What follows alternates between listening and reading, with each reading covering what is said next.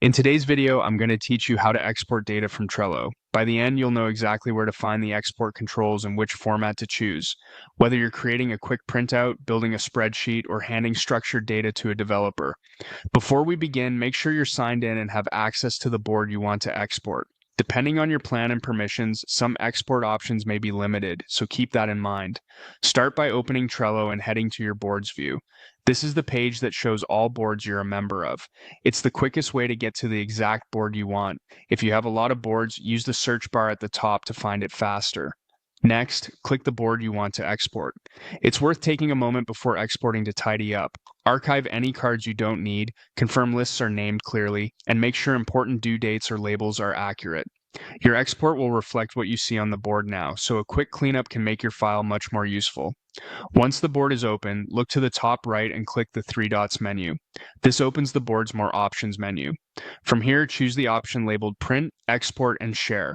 This is where Trello keeps all the export and sharing tools in one place, so you don't have to dig through settings. Now you'll see the export choices. Select the one that fits your goal. If you choose Print, Trello will generate a clean layout that you can send to a physical printer or save as a PDF using your browser's Print to PDF option. If you choose Export as CSV, Trello will create a spreadsheet-friendly file you can open in Excel, Google Sheets, or similar tools. This is great for reporting, sorting, and filtering. Keep in mind that CSV focuses on structured fields like card titles, descriptions, labels, members, and due dates. Comments and attachments typically aren't included.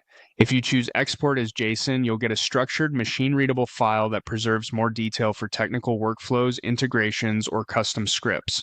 You can open it with a code editor or import it into other systems.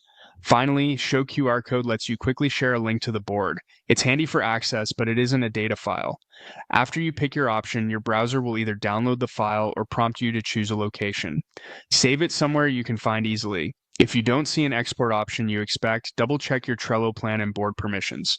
That's it. You've navigated to your board, opened the export menu, and chosen the best format for your needs. Happy exporting!